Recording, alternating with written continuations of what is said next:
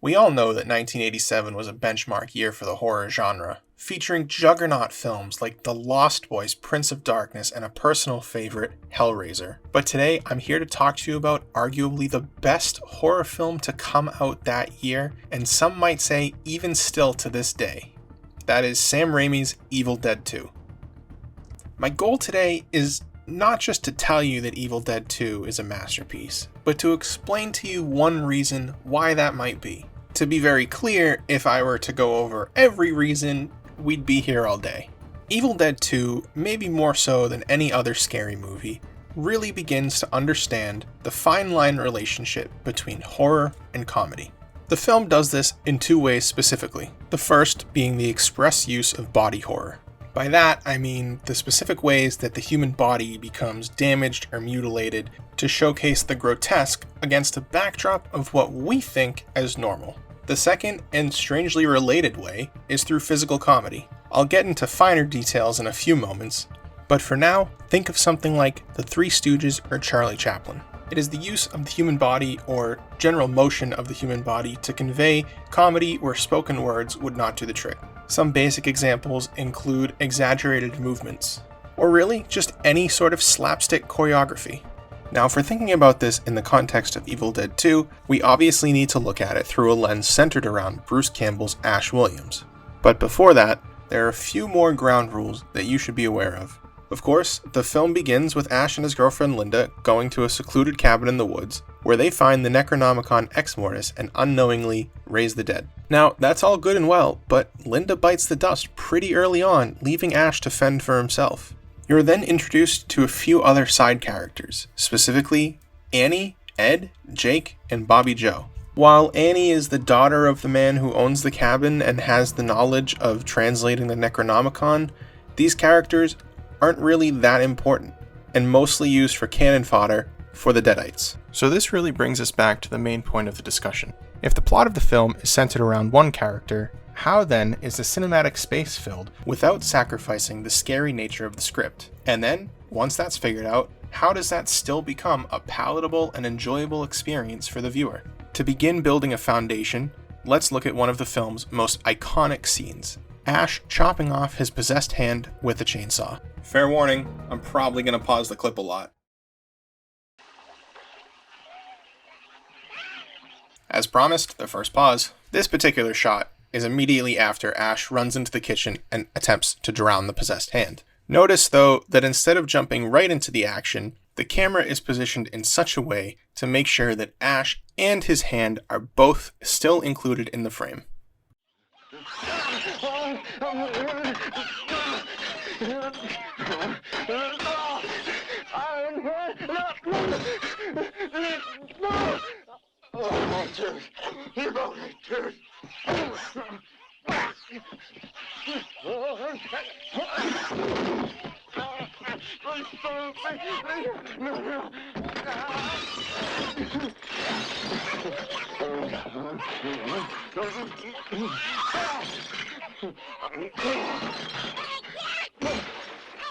Okay, now we're getting into the fun part. The most fundamental piece of comedy in this scene is the rule of threes. As the name implies, everything that the right hand does to try to injure Ash comes in three. First, it's the 3 plates smashed against Ash's head. Next, Ash's head is slammed into the counter 3 times. And after that is 2 punches following Ash being flipped on his back. 3 different instances of physical pain. And finally, once he's on the floor, 3 more items smashed against his head. And this sort of pain isn't even too similar to something like Michael Myers would inflict on Bob in the Wallace house. That kind of pain was strictly for the shock of horror. This kind of pain is for the rush of laughter. It might also help you to know that Bruce Campbell was doing all of his own stunts in this scene. So what exactly does all that mean? Finish watching the clip and I'll catch up with you when you're done.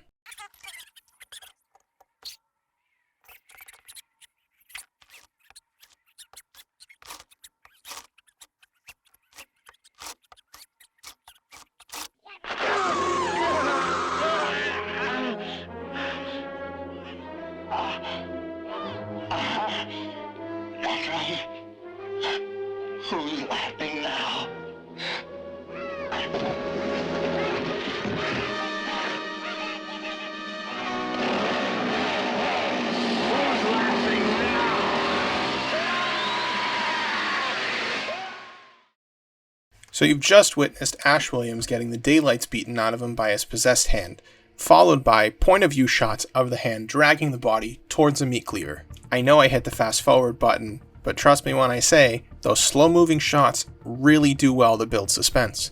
Now, assuming the audience is coming down from hysterical laughter or something close, the slow burn suspense begins to create a feeling of uneasiness in the viewer, contrary to the immense joy that they just felt. That relationship immediately comes to the forefront as Ash stabs his hand with the kitchen knife, which precedes, of course, the chainsaw and the liters of blood that splashed onto Ash's face. Without any warning or hesitation, the film has now juxtaposed a man getting playfully thrown around a kitchen to that same man mutilating his body. It's also worth noting Bruce Campbell's facial expressions during this scene, and how they do wonders for the mixing of genres. As the plates come flying at him, his face is silly, confused. As the chainsaw begins to rev, his expressions change to fear and anger. Possibly without even realizing it, the audience's emotions have been influenced by what they see on screen. But hold on just a second, because this theory isn't just limited to this one scene. Let's look at Ash in the tool shed getting attacked by Linda's headless body. But this is the part of the video that requires some audience participation. While you watch this clip, pay attention to how small the available space is, and then take a look at how Ash and the puppet body of Linda fill that space. Specifically, how Linda's body is moving erratically throughout the scene, while Bruce Campbell has to match that chaotic energy in order to act alongside this puppet. But perhaps the most important thing to remember while watching is why we're in this tool shed in the first place. I know it's easy to get lost in the theatrics of it, but for this argument to stick, it's crucial for the audience to understand that this is in fact a scary movie. And now that you've got your assignment, we can sit back and watch.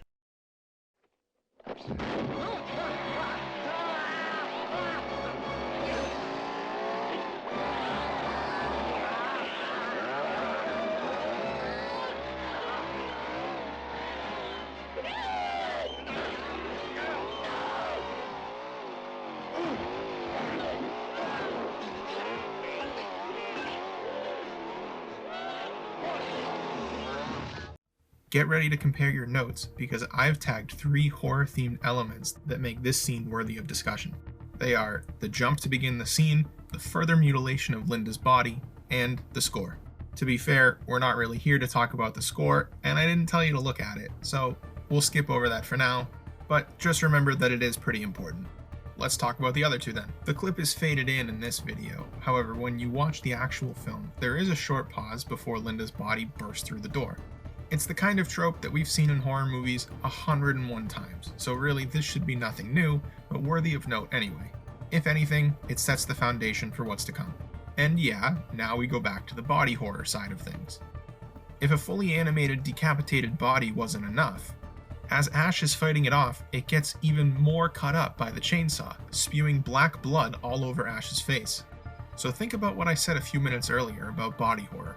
It's creating the grotesque against a backdrop of something that we as a society usually see as normal, in this case, the human body. So were Evil Dead 2 really committed to the idea of mutilating a human, now they're doubling down on it. Let's talk about the funny things then. Again, I'll give you 3. The first is the unnatural movements of Linda's body. The second is Ash's helplessness. And the third, which is my personal favorite, the reactions of Linda's head, whether that be facial or physical. It's pretty clear that the puppeteer operating Linda's body was just flailing it around maniacally, if only to add a little bit more chaos to an already filled scene. The amusing part though is that the movements aren't exactly normal. It's not something that Bruce Campbell can easily replicate, which brings me to my next point, his helplessness in the scene. Narratively, sure, you want to protect yourself against the chainsaw, but cinematically, what can Bruce Campbell really do? Except huddle up in a corner. In a way, it also takes the focus away from Ash Williams and onto Linda in this scene. It almost reminds me of 2 children play fighting in the living room. They don't really know what to do, so they just hit each other. If I can just draw your attention to the moving pictures once more while I edit this scene just a tad bit.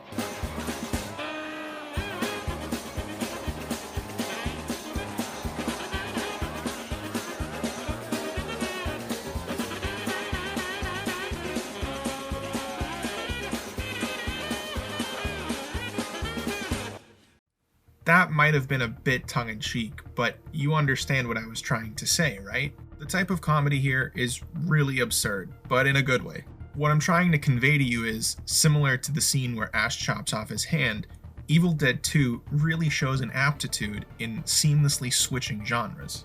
Not only that, but understanding the plot points that will get some people to laugh and some people to cover their eyes. My final comedic point for this scene is Linda's expressions. While Ash and the body are flailing around the shed, Linda is shifting her vision back and forth as if she's watching some sort of demented tennis match, all while making very, very excited noises. Because if there's one thing we know about Evil Dead, it's that the Deadites love pain. The way these shots of Linda's head are cut into the scene help to break up the shock and the horror and add a little bit of lighthearted comedy for the viewer, thus, once again, influencing the viewer's feelings. And all this is not just limited to Ash Williams. Take a look at this short clip from side character Bobby Joe as she swallows Henrietta's eyeball, a gag lovingly ripped straight from the Three Stooges.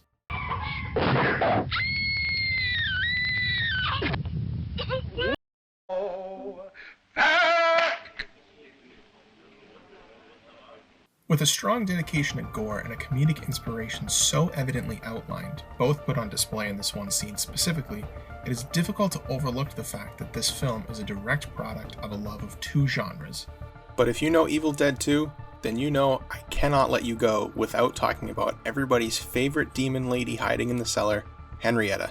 Henrietta is really the first worthwhile Deadite that Ash and company fight, and she is disgusting. I'm not really sure how long her husband Professor Noby left her in that cellar, and maybe it's because she's become a Deadite, but her clothes are tattered and her skin is rotting. Now, believe it or not, despite what you see on screen right now, this is her best look. It only gets worse from here. Once she switches to her so-called battle form, it truly looks like she has crawled straight from the depths of hell. Now, the reason I'm bringing up Henrietta in this conversation is her contribution to body horror in this film, seeing as Ted Raimi was on set in a Henrietta suit while filming this movie. In the same sense, there are certain elements of stop motion, like when her neck is growing, similar to how Linda's body was able to dance outside of the cabin. And yet, there is almost nothing funnier in Evil Dead 2 than witnessing Henrietta flying around in the air while pulling Annie's hair, all while Ash climbs his way out of the cellar. Couple that with the very short and awkward pause when Ash gets out of the basement, and you've got yourself a comedically gold scene that is still made up of nightmare fuel. So what significance does any of this hold in a wider cinematic landscape?